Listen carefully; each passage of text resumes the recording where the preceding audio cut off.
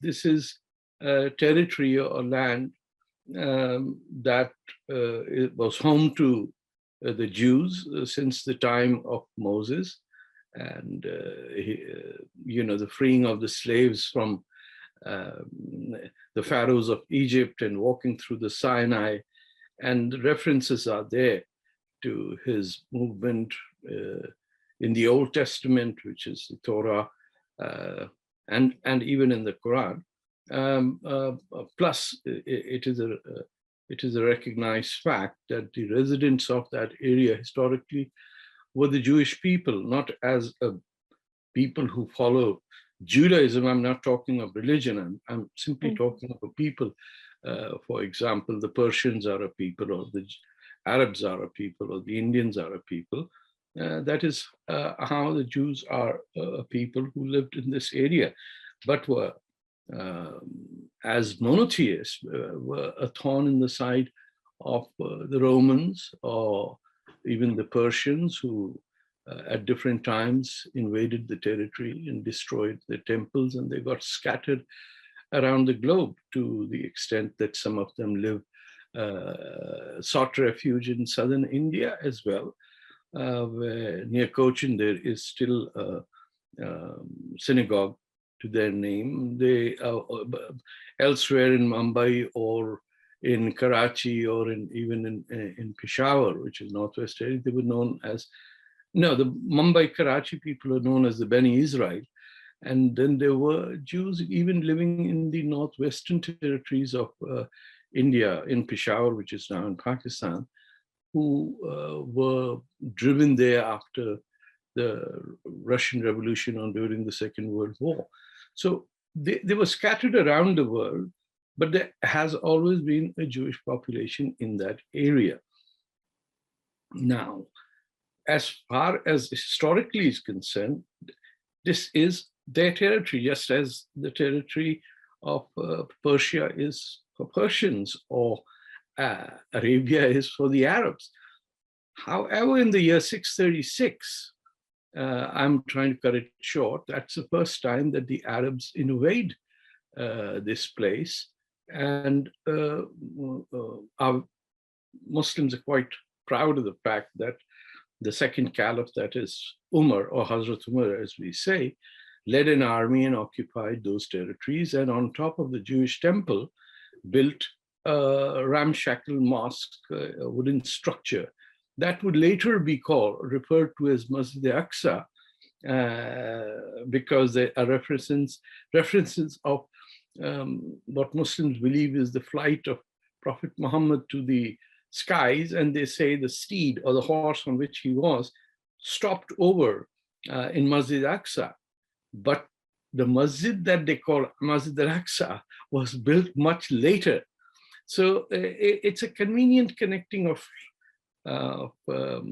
facts to make that place holy for Muslims as well. For Jews, it is their homeland. For Christians, it is the place where Jesus was born and walked, and Jesus himself was a Jew and persecuted by the Romans. And that is where the Old Testament and the New Testament come in.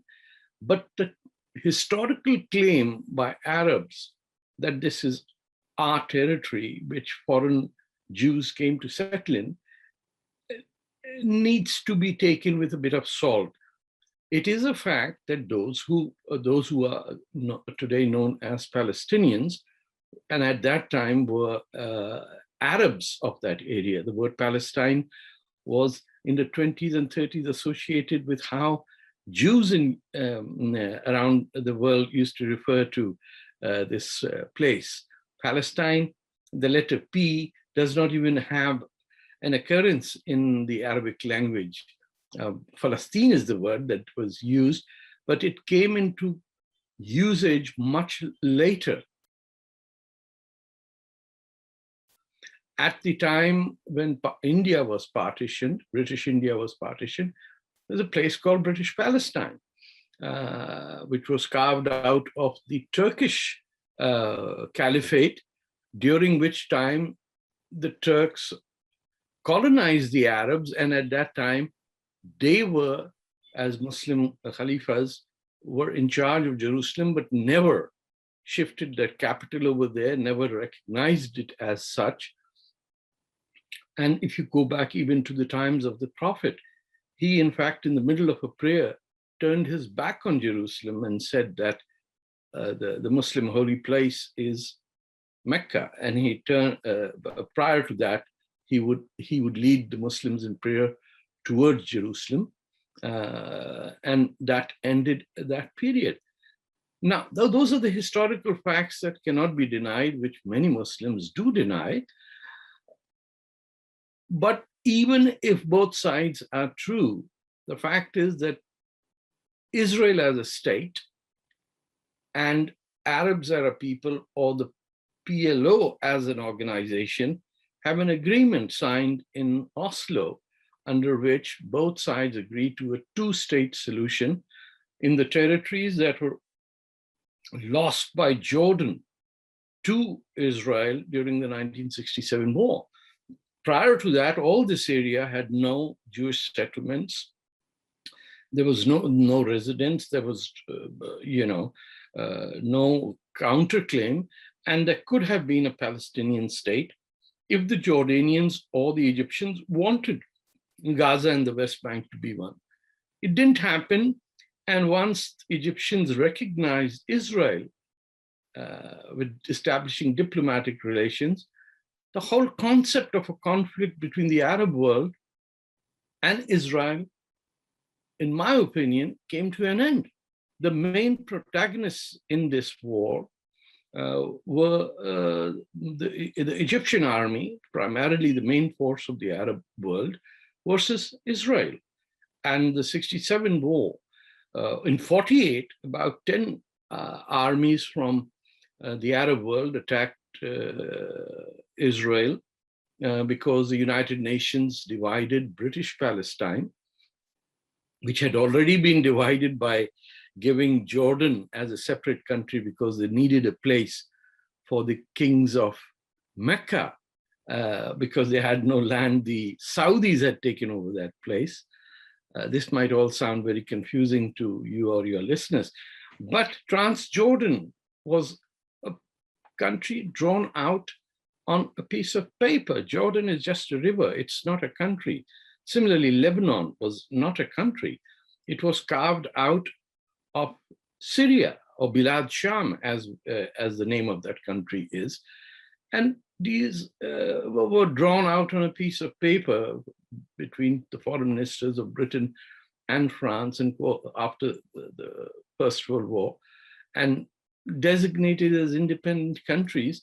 So Palestine, Greater Palestine or British Palestine had already been divided, with one part being called Jordan, which even today has 90% of its population is Palestinian. But after the 67 war, the Egyptians sought peace with Israel, as did the Jordanians. And the war on those two fronts finished. There has never been a clash between these two. And just to put a context to your listeners, the biggest massacre of Palestinians has never been done by Israel, but it has been done by a gentleman called Brigadier Ziaul Haq, who then happened to be later Pakistan's ruler, who hanged Prime Minister Bhutto, and then became the introduced the whole notion of the Islamic State within the whole world. So the main killing ever that has happened by the Jordanian army, led by a Pakistani general and a Pakistan Air Force, killing 20,000 Palestinian, what called freedom fighters. So when people become sanctimonious about, oh, our solidarity is with the Palestinians, the Pakistanis should be the last people who should talk about it. India has always had historically good relations with the Arab world and has stood by the Arab world, but they've never really cut off their relationships with Israel. there is an Indian population, the Bani Israel, who live in cities. It's a tiny country. If you go there, you can go from one end of the border to the sea in probably half an hour. It's not, from an Indian context, it is not even Noida. It's very tiny. So that's the background, and the Palestinians today have a right to a state of their own, not because of any historical wrongdoing that has happened. And if it has happened, it has happened because the Arabs lost the wars, attacked a new state. If they had followed the 1948 partition, Palestine, or the Arab areas of British Palestine, would have been a thriving state, with their own port. Jerusalem would have been a UN governed territory with no occupation by anyone. But they refused, and they attacked Israel, as Israel on its part accepted the partition, but were attacked. And so subsequently, Israel became much larger than the UN had sanctioned it to be. Now, we can't first condemn the UN declaration division and then claim that we want it exactly the way it was.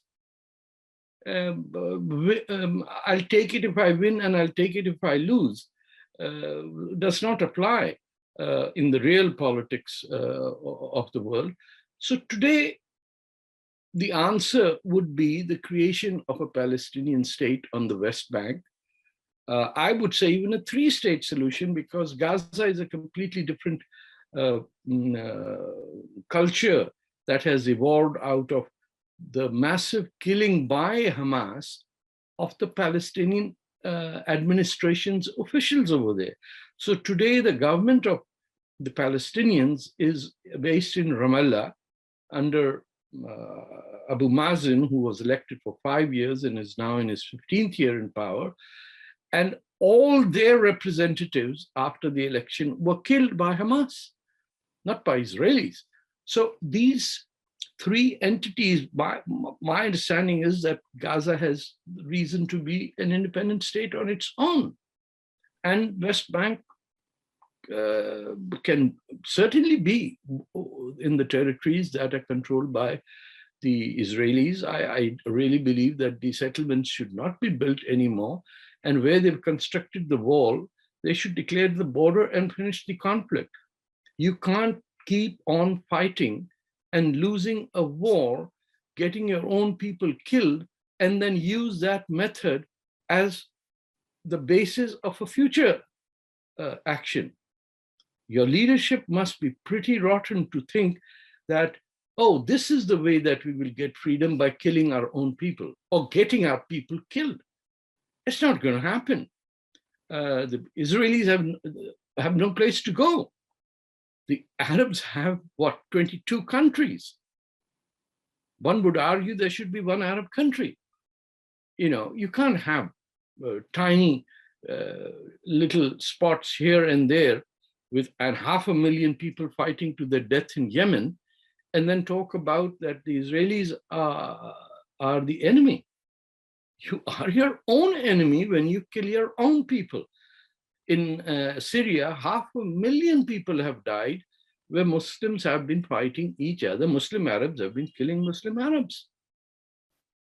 So no one from outside is going to come to help you cure from your madness if you say this madness is a sign of our intellect. So to sum it up, that's not necessarily or entirely exactly how one could table it, but for your listeners, this would be a fair idea. Now, what I'm saying would be rejected outrightly by